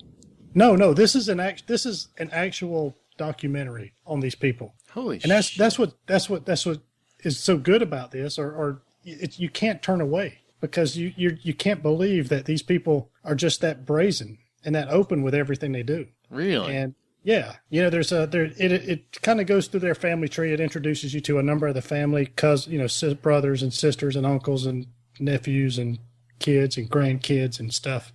And there's one lady and her son are both sitting there talking and bragging about what their favorite drugs are. She's like, I've done all this, some crack, some meth, and she goes, but I'm a pothead. I just love my pot. And her son starts rambling off all these drugs that I've never even heard of. And so, and he, they're all laughing and bragging about it. And so, it follows one of the daughters. She actually gets out of prison, doesn't even go home, and goes to find her ex-husband, pulls him out of the house where he's shacked up with some other girl. I used the word kidnapping, but she doesn't really kidnap him, but she basically doesn't let him go anywhere for the rest of the night, and ends up stealing him. And why do you like this movie? It's like watching a train wreck. You just can't turn away from this movie. And what's the name of it? The Wild and Wonderful Whites of West Virginia. Is it available on Netflix Instant? Yep. I'm going to watch that shit tonight. Now I'm confused. They're flaunting the fact that they're drug users and dealers? Mamie White actually says, she goes, hey, I just bought like 4 greenies for $8. And she says, now what I'm going to do is go up the street and sell them for $10, for $8 a piece. And I'm going to go up the street and sell them for $10 a piece. And, and just starts bragging about it. I mean, are their faces blurred out, or they're... No. It's one, wow. There's one girl, she's telling a story about her ex-husband. And you see her looking off camera, and you see her saying, hey, is anybody going to see this? And they're like, well, look, don't say anything that you don't feel comfortable saying on the camera. She goes, no, I want that motherfucker to hear it. And she's like, and they're like, well, go ahead. You hear them laughing, you hear the producers and the camera guy laughing. And she's like, she goes, that Daryl or whatever the guy's name is, I hate that motherfucker and I'll kill him, and just like, they're like, okay, appreciate it. Okay. Meanwhile, she's just told her kid to, you've just had 5 sodas, I think 6, you're starting to get a little hyper.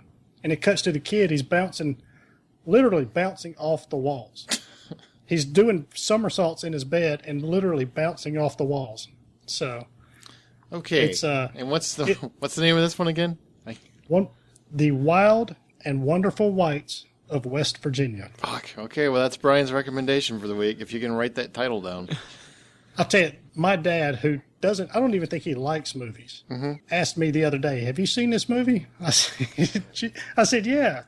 He said, man, those people are crazy. I said, yeah. I said, they're crazy. So this is one of those movies you watch to feel better about yourself? Absolutely. I don't care how bad you don't have your shit together, you will feel like your shit is together if you watch this movie. And in closing, even though this is a joke between us, and we're going to announce it because it's so funny, Justin's idea is that we're going to start a drinking game. Every time Brian says we're going to do a shot. The two of them when he says basically. All right. I'm going to do that next episode. We're going to pull Scott. Fuck you guys. Fuck you guys. We have to shout, "Great Scott!" Drink. All right. Get drunk at one Packer game. And then... That was Brian's flashback of the week. Game. Make sure to check in next week. We'll have a new flashback.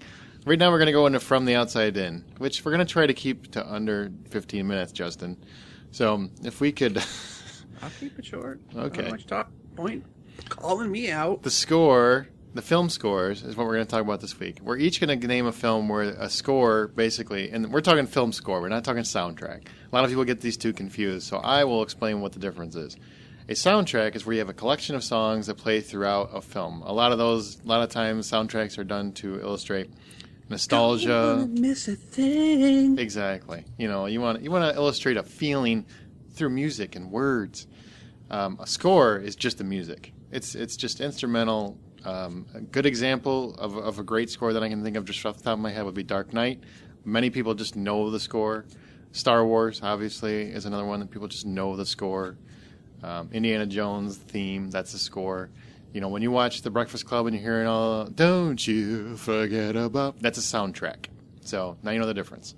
We're each going to name a film where the score improved the quality of the movie, like made a bad movie better. And also one that made a good film, it kind of took you out of it. Made it not necessarily always bad, but definitely made the movie not as good as it could have been. Justin McCumber, we're going to let you go first because this is your special topic. Well, and when you originally emailed it, you said we could do two of the films that were made better by scores. So I've got two films that I think the scores improved it, and one film where I think the score detracted. All right. Scores are something I love. I as a writer, I'm constantly listening to music, and movie and video game scores are 99% of what I listen to. They evoke emotion. It's what they're created for, and so I'm constantly listening to them. Two movies, though, that I felt like the scores either made the film better or were its only saving grace. The first one, Wing Commander. That movie was a complete piece of shit, especially to me, who was a huge fan of the games. Could not wait to see this film, and I left feeling like someone had kicked me in the balls. But Kevin Kinnear, he normally does scores for television shows, did the score for Wing Commander, and it is one of my favorite film scores of all time. It's got a great sci-fi acrobatic feel to it. You would be better off never watching the movie, but listening to that score, I don't know how many pages of sci-fi novels that I've written listening to Kevin Kinnear's Wing Commander score. It is fantastic. Another one is Sky Captain and the World of Tomorrow. Oh. The film is kind of boring, and it should have been so much better than it was. But the score by Edward Shermer is fantastic. It evokes that feeling of, those old cliffhanger serials. It's got a great Flash Gordon-y kind of feel. Not Flash Gordon, the Queen, but, the actual 40s and 50s style of music. It's really... got a lot of oomph to it. Love listening to that score, especially if I'm writing some space opera stuff. Works perfectly for it. One film, though, that I thought the film could have been okay, but the score completely ruined it for me, is The Perfect Storm. James Horner, who I really normally like, he's written scores for Titanic, Braveheart, Avatar. The guy's written some fantastic scores. But that movie could have been okay. The music he wrote for it was so schmaltzy, so on the nose with, especially there's a scene where they get on the boat and they're heading out. The Perfect Storm, the movie. Absolutely. By the end of it, they're all going to be dead. That's what the whole premise of the advertising was about. They're going to die. Let's watch how they do it. But as they're boating out into the ocean at the beginning of the movie, he writes a score that so wants to pull at your heart and say, look at these guys, look how great they are. Aren't you going to be sad when they're dead? So let's love them now. I caught it again on television the other day, and I had to turn it off. That score was just made me want to retch. It's too on the nose. It's too much. James Horner, you have done so much better than that movie. Terrible. Wow, you actually impressed me with how not long you were. I could go on if you'd like. Well, trust me, this is a topic we'll come back to because I think a lot of people don't realize how much music impacts a film. I could go on and on about how many movies that has happened to me. Scott, what are your... I bet you this is really hard for you because you're really a song guy. Well, yeah. And you don't watch movies. I don't have a bad one. I racked my brain. I could not think of a soundtrack that I went like. Well, you're gonna hate mine, but go ahead. Am I? You will. Yeah. Oh, great. I don't have one that took me out of the film or made me think that this movie was okay and now it's worse because of the soundtrack. But I kind of cheated on my good one because it's a film that I really do love. That I've mentioned before on the show, and it's also kind of a cheat because it's got a film score, but a lot of it is also done by. It's not a band, but it is. It's like an electronic. It's like two guys that do electronic music. So, okay. The movie Sunshine. It's one of my favorite movies. Okay. It's also kind of a cheat because some of this music was also used in other films, but it's not a cheat. It's wrong. That's not what the topic is. Why? Did it make it? Well, it's either did it make. It's the score. The score is. Was it a bad score? No. I really liked it. It really made because I liked the movie already, but the music in this movie, which the score is composed by a guy named John Murphy, who did a lot of other of Danny Boyle's other movies, including 28 Days Later and even Train Spotting and those kind of things. The music in this movie just made the scene so dramatic and so powerful, and just invoked a lot of emotion for me in this movie. I just really, really liked the music in this film. But there's one piece in the film in particular that has been used in several other trailers that I've seen even in the past couple of years. That I'm like, hey, that's the music from Sunshine. So I really like that soundtrack a lot. Or score, excuse me. All right, Brian. Anything with John Williams. Yeah. Makes the movie better? Just about, yeah. I mean, Jaws, I think, was one of the ones where the music really plays a major impact with the feel of the movie. I don't think Jaws would have been near as scary without that ominous orchestra playing the classic Jaws theme. To me, Jaws really pretty much made it, that creepy cello or whatever instrument is used in that to make that noise, it made the movie. And it's such an impact that, you know, all anybody's got to do is go, dun, dun, dun, and you instantly know what it is. And it instantly brings you back to those scary moments. Mm-hmm. Okay. The bad one would be Lady Hawk, the medieval 80s movie with Rutger Hauer and Matthew Broderick. Synthesizers and medieval swords and stuff don't really go together. Oh, yeah. I remember that. Lady Hawk, yeah. Yeah. So it's it's just a victim of bad timing as far as the decade. Synthesizers were big during that time. I get it. But it just takes you, it takes you out of that period.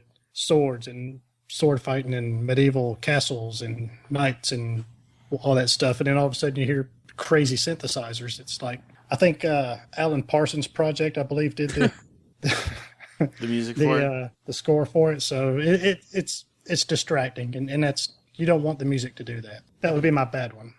My choice is going to be, I think there's a soundtrack. There's a movie I really didn't like called Judge Dredd. Really didn't like it, but the soundtrack I love, and that's Alan Silvestri did it. Are you familiar with this one, Justin? Yeah, he also did the Van Helsing soundtrack. Yes, I like that one. I actually like that one a lot too. But Judge Dredd especially, I did not like the movie, but I love the music. Love the music. And Prince of Persia would be my honorable mention. The movie was just okay, but I love the music in it. It really captured the Prince of Persia feel. One that I thought is a very good movie with a really bad soundtrack is GoldenEye. James Bond GoldenEye. Hate that soundtrack. Hate it. It's really hard for me to watch it because it's so fucking stupid. I don't even remember that. It's bad. Go watch it. Go watch, especially, you know what? You can watch the first 20 minutes of the movie, and when they're having the little car chase between him and Famke Janssen, and it's just so bad. The music On the is top? on the top. The Zania. music is so bad. In fact, the soundtrack, the score was. I'm sorry, I almost fucked up on my own thing. The score is so bad that they actually replaced the tank chase. You guys know the tank chase? Mm-hmm. That's actually not from the original film score. They had another composer, John Ottman, come in and do that scene because it was so pivotal to the film. Because the score was so bad. Why they didn't replace the whole score, I think, is because it was just too late in production. But it's god awful. It's really hard for me, even though that's probably. I really love Brosnan in that movie and Sean Bean and everything else. But it's hard for me to watch it because of the music. John Ottman did the score for Superman Returns. Yeah. Which I don't envy him having to follow up Williams' score for Superman, but he did a good job of using that theme and carrying it forward. Ottman's pretty good. He's a pretty good composer. Well, the tank chase was really good. That's the only part of that movie I can watch without getting irritated. Because the music, I'm serious. Go find it, watch that one. I've got all the Bond movies. I'll have to pull it out. Oh my God, it's so bad. It's like, really? At what point did you think this works? But, So it's still bad even after it was changed, you're saying? No, the tank chase is fine. Oh, okay. The tank chase. It's the other music in the movie is not so good. I mean, obviously the Bond theme is fine, because how do you fuck that up unless you try to recreate it with just synthesizers? But it's just it's done poorly. It's done very half-assed, and it's almost like we realize that Timothy Dalton killed our franchise. We don't have much of a budget for music now, so we'll just throw some '80s shit in there, even though it's a '90s movie. Well, that's it. Unless anybody's got some honorable mentions. Oh, no, none. Okay. You want to open up that door? I'll give you one, Justin, just to make you happy. I'll give you one. There's Either a way you want to go. composer named Carrie Musey, who I'm sure nobody on this show has ever heard of. I'm giving you 2 minutes, though. Carrie Musey did a score for a short film called A Hole in the Paper Sky. It's got Jessica Biel. I don't remember who else is in it. It's just a short film about a dog who is a test subject, and the lead actor, who I'm completely blanking on his name, falls in love with this dog. It ends sadly. But Carrie Musey's score is so heartbreakingly beautiful. For such a short piece of music, whenever I'm writing and I'm writing a scene that I want to evoke a lot of emotion, his music is what I listen to. That score and other pieces of music he's written are just... If you like Lost's softer musical moments, so Michael Giacchino would write, those little piano note hits, those are what Carrie Musey does and does even better. They're spectacularly done. Well, that does it for this week's From the Outside In. Make sure to tune in next week. We'll have a new topic. You will notice that we didn't really talk about the SAG Awards, and that's because we're not going to talk about every fucking award show that comes out, Golden Globes and Oscars. I will tell you the Help won Best Ensemble, which is essentially Best Picture. That's really all you need to know. Outside of all the other shit, I don't care. Yeah, we'll find out when the Oscars come out. No, I just love how it's like 3 times this show you said, we're not going to do this, but I'm going to go ahead and say this anyway. Yeah. Touche. Now, Stump the HO. You guys want to hear the answer? Oh, yeah. Yeah, you remember that way back when? Liam Neeson, at almost 60, has finally become a big name, but he wasn't always one. There was a film Liam Neeson was considered for, wanted very much, but when Anthony Hopkins expressed interest, Hopkins won the role and Liam was dropped like a hot potato. What film was it? A. Fracture, B. Dracula, C. Silence of the Lambs, D. Meet Joe Black. Scott said Silence of the Lambs, Brian said Meet Joe Black, and Justin said Dracula, Bram Stoker's Dracula. The answer is Bram Stoker's Dracula. Fuck yes! He wanted Van Helsing's part, and because Hopkins wanted it and he was hot then, Neeson got dropped. They said, nope, cool. We'll take the Hopkins. It's interesting. It is. And I stumped 2 hoes. Stumped 2 hoes. Didn't stump this hoe. Didn't stump that hoe. I told you. Who doesn't want to be Van Helsing? I kind of do. I want to be the Hugh Jackman version, though. I don't want to be the old ass-kicking, big muscled one? Yeah, the one that gets Kate Beckinsale. I don't want to be the old white guy. God, yes. Well, guys, that is our podcast. Any closing thoughts? Okay. I'm glad everybody's so deep. You gave us about a half a second, but you go on with your bad self. He didn't have time to cue up his music. I know. Justin was still taking a breath. He's like, nope. Oh. Oh. Well, it was fun to be back. I had a good time. Yeah? And everybody make sure if you have seen The Great or if you don't care about knowing what the ending is, stick around after the credits and after the end music, very end of the podcast, and we're going to talk about the ending just for a few minutes. I want to thank my podcasters, Brian Williams, who's available on Twitter at BrianWMS. Thank you, Brian. Thank you. Justin McCumber from Dead Robot Society's podcast, a podcast for writers by writers, and from JustinMcCumber.com. That's a brand name. Thank you, Justin. Thank you. I hope you're not mad at me too. You can speak louder so people can hear you. This is radio. Thanks for having me on, man. Yeah, you're part of the show. Hell, you've probably been on almost more than me after I go on vacation in a couple weeks. My card was on a couple episodes. I wouldn't. Yeah, that's true. Well, you're still bitter about that, aren't you? Whatever. Scott Clark, thank you, Mr. Clark. Word. Especially for putting up with being verbally assaulted week in, week out. Yeah, I'm used to it by now. I got thick skin. No, you don't. You're Nobody so said sensitive. loving Aaron was easy. That's true. Loving me is a dirty job. Scott is also available on the Official Thread podcast or on Twitter at Official Thread. That's a podcast for gamers. So if you like video games, that's one you should probably check out. Woot. Once again, this is a Hollywood Outsider. You can find us on thehollywoodoutsider.com or on Facebook, facebook.com/The Hollywood Outsider. You can email us with any Stump the HO questions, or maybe you want a flashback of your own. Do it at feedback@thehollywoodoutsider.com. Tell your friends, subscribe on iTunes, Zune, Google Reader, listen on your Stitcher radio app, and give us a thumbs up if you do, or just a plain old RSS feed. We're also available on Twitter, like I said earlier, at H_outsider. If you think you know what that movie clip was earlier, you should probably put it on there. And remember, the next time you go to a movie theater, buy popcorn.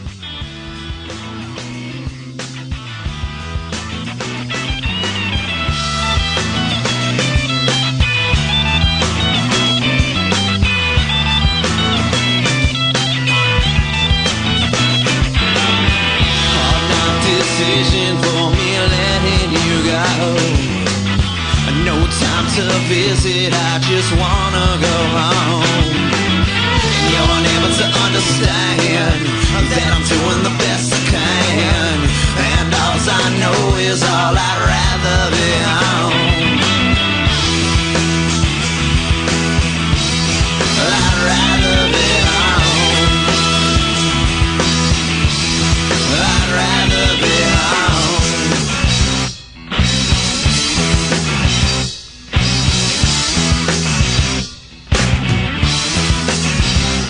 Golden. It's waiting for you now. Golden shower? What? Golden shower. That sounds fantastic. Wait, that sounds bad. Yeah.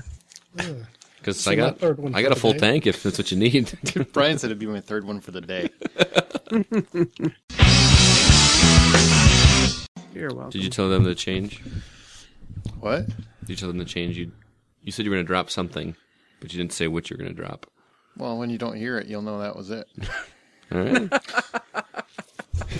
I like that. Surprise, surprise, surprise. Man, you mentioned Empire Records. Now I've got that damn Jim Blossom song stuck in my head. What? Which one? Till I hear it from you. Till I hear it from you. There you go. Sing it, bitch. Does that kill it? Because that killed it for me. You didn't like Empire Records? No, I don't like Brian singing Empire Records. Oh, welcome to Empire Records. How may I service you? Renee Zellweger, she alternates between skinny and heavy, and so it's kind of turned her face into this Yeah. potato face. I always thought It's like you a were big talking wad of silly putty that's been Yeah. stretched out too much. about, I thought you were Yeah. talking about Liv Tyler. Her face isn't the only thing that's been stretched out too much. All right. Obviously, we're not ready.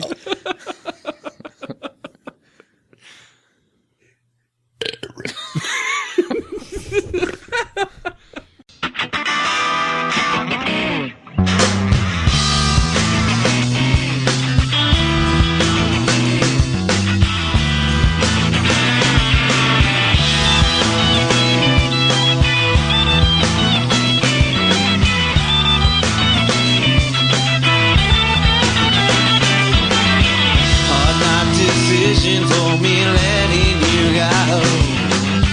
No time to visit, I just wanna go home. able to understand that I'm doing the best I can. And all I know is all I'd rather be home. I'd rather be home. I'd rather be home.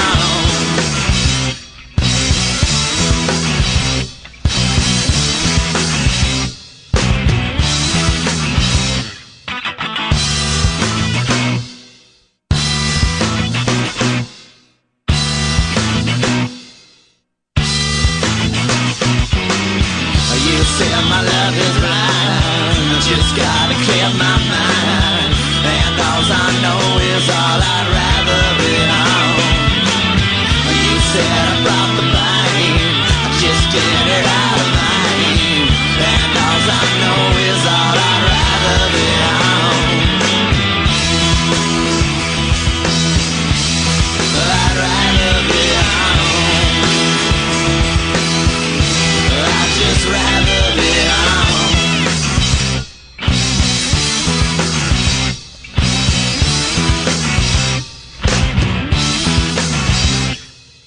Okay, spoiler.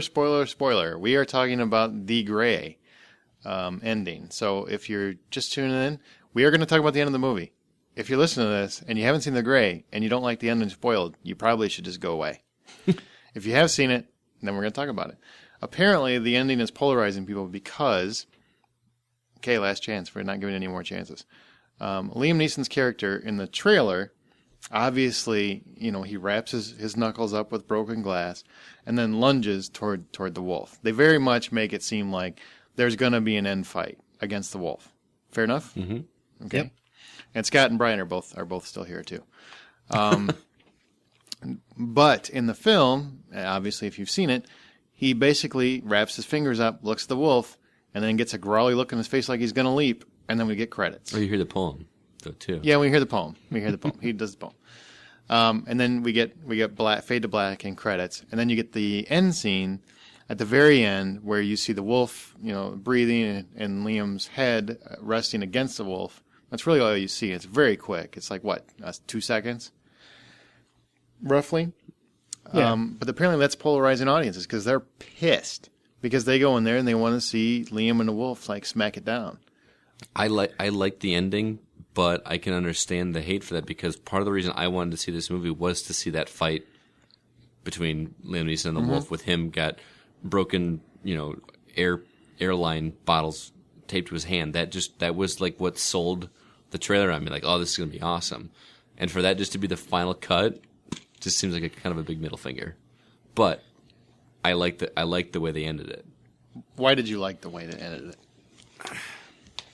Because I don't know. Because I like ambiguous endings sometimes. I don't like it just from a sheer it's annoying.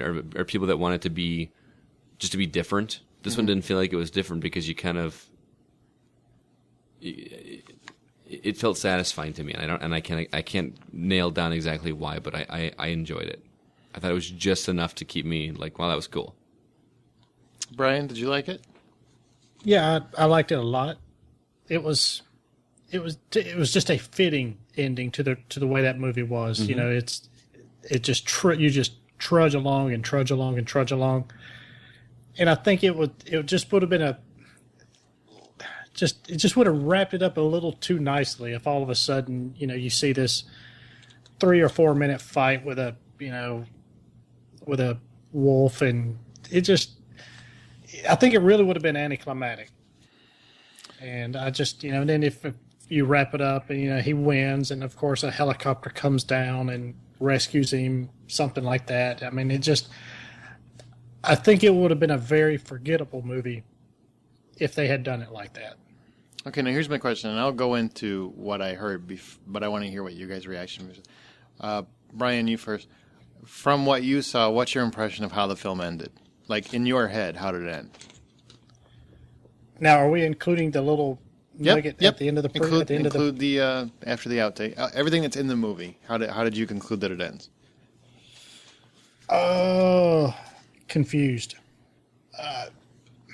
Because with the little thing it shows the wolf breathing, but it shows Liam Neeson laying on his basically kind of using him as a cushion, so to speak, kind of laying there, possibly resting, possibly dead. I took it as he killed it, and he probably is dead too, but he probably took, he probably fucked up the wolf enough to where the wolf is dying right behind him. Okay. That's pretty much exactly what I thought too. Like, I think they killed each other off. But it was also kind of a throwback to the scene at the beginning of the movie where he killed the one wolf that was attacking or whatever, and he like came and rested with it as it died. Mm-hmm. You know what I mean? But this time he died as well. That's how I took it. Yeah, maybe almost just kind of flipped it there. Like maybe, Right. And that was something else that I thought about was like, well, maybe he killed, the wolf killed Liam Neeson, and he's laying there while Liam Neeson dies. Well, but you see the wolf stop breathing, though, don't you? Doesn't it? No, eventually? it doesn't. No, it doesn't breathing. stop breathing. Oh, is it? And I will tell you, I thought the ending was fantastic because I think it's very hard to do an ambiguous ending, and I think not enough films do it. But I also think it's something you shouldn't do very often because, I mean, it's one, if you do it wrong, it fucks the entire movie up. If you do it right, it makes for a great movie. I think if the trailer wouldn't have sold it the way it sold it, this would be a fantastic ending for almost everybody. But I think everybody, especially because that trailer made it seem, you knew that scene. That's the scene you were waiting on, right? So if it wouldn't have been so much showing that scene, then I think it would be a completely different reaction. But I think they used footage because they did film the actual fight with the wolf, and they actually did film the ending. I don't know if you guys know this or not, but there's actually an ending that's filmed. And the reason that they didn't add it is the director looked at it. It's scripted and everything. I mean, there's an entirely scripted ending. I won't talk about it on the podcast simply because I really think if you want to know, you can Google it. Google original ending to the Gray, and you can find it. Mm-hmm. But I think if it's in your head, they might ruin your impression of the movie. Does that make sense? Okay. Fair enough, Brian? Yeah, fair enough. I mean, because some people, they want to go with, I'll stick with what I envisioned. But if you look it up, it's going to give you a very clear ending if you really want that too. See, I won't look it up, but I will buy this movie when it comes out on DVD or Blu-ray, whatever. And I'm sure they will have that ending in part of the special features and stuff. So I'll probably if it's on there, then I'll watch. I will watch it then. But I'm good. I'm good with the way it ended, right now. And it kind of like I said, it just any movie that makes you walk out thinking about something, then to me that's a sign of a pretty good movie. Yes, and I will tell you, any movie that makes you sit there and go, man, I don't know, and then you got people talking about it and they have different visions. See, my vision is completely different than you guys. Mine is he fights the wolf, and this is the one I stuck with after I saw the movie, not after I read the ending. Is that he fights the wolf, he survives, because that watch was such an important plot point they mentioned several times. Mm-hmm. I think he's found with that watch and rescued at the last minute. That's kind of how I envision it. Because that's the cool thing about the ending is you really can do what you want with it. Yeah, that's true. They stopped mentioning that GPS watch. Like that seemed like it was going to be a pivotal thing, and it never was. No. Well, yeah. I mean, they mentioned it a couple of times, and then he ends up taking the watch, and it's kind of like, all right, a red herring. It's going to come into play. So, but it never significantly does. Becomes a red herring. What I thought was. And was really cool was the scene with the wallets right there at the end. Yeah. Like you feel like you were getting a glimpse into the lives of all those guys. And that was actually their real families. Really? That's a real picture. Oh, that's cool. Yeah, it's not like cool. It's not like Hollywood pictures. It's their real pictures. That's really cool. That's even But I mean, each one kind of had their own story, like when they're sitting around the campfire, and then you get to see it unfold. Literally, like when they're going through the wallet, that was a really cool scene. And another thing that I thought was really cool, and this one I didn't really realize till like very long, probably a couple hours after I saw it, was that the whole film you think he's this badass, he knows what he's doing, these guys follow him. He's really the reason they're all dead, if you think about it. He led them right into the den. He went the wrong way. Yeah, he really did. Yeah, that's right. That's true. I mean, I didn't even think of that time. I'm like, wait, and then you start thinking about it, and I really like that part of it because it's like, he knew what the rules were, but he led them straight into where he shouldn't have. Like, he wasn't leading them into safety. He led them into where they would have all been mutilated. Yeah. And I thought that had they stayed there, they actually probably, they had actually more survival tools with them. Yes. and could have actually fended them off. But, but you're actually right. That didn't, that didn't occur to me. But I thought that was pretty funny. But one thing that I didn't, because I read up a little bit on it afterwards. Like I said a couple of weeks ago, that, a movie that I really like or really hate, I will look up more information on it to try to get more of an insight on it and stuff. And one thing I really didn't see too much about is the way that this movie really, like you say, you mentioned the red herring. They really did a great job with making you, I guess, think one thing and then kind of pull the carpet out from under your feet later in the movie. Or, with the suspense, it really kind of builds up the suspense, and it really kind of went against the rules where, it's getting, something's getting close, so it's going to get them, and they play with even the music and stuff. And then it says, no, never mind. No, there's no threat. And then like a couple seconds later, bam, there's the wolf that grabs the guy from the fire. I had literally jumped out of my seat. So did I. Yeah. Because it was like right when he's apologizing, like, I fucked up, I'm sorry. And that I was like, oh, cool. Whoa! Yeah, it does a great job. It lets you let down your guard. Yep. Perfectly. And as soon as you do it, bam. And I love that about that movie. And I really like that they made him relatable, especially the end where he dies and he's just like, I just want to go my way. I really respected that. And especially since he's supposed to be the hardcore character and he just basically, I give up. I'm not meant for this. This is how I want to go. That was a very powerful moment, I thought. God, and James Badge Dale, he was the guy that was the last guy to die before. Yeah. He, the one in the river. Yeah. Oh. I mean, that was so brutal, wasn't it? I mean, who wasn't lifting their head up just a little bit to try to get that last little inch so you can get a little bit of air for him? Yeah. That was heartbreaking. And how intense was the cliff scene? Oh man. Oh man, that was awesome. So nuts. That was fucked up. That was fucked up. And you knew it was going to happen. You knew the dumbass was going to fall, but and get chewed up.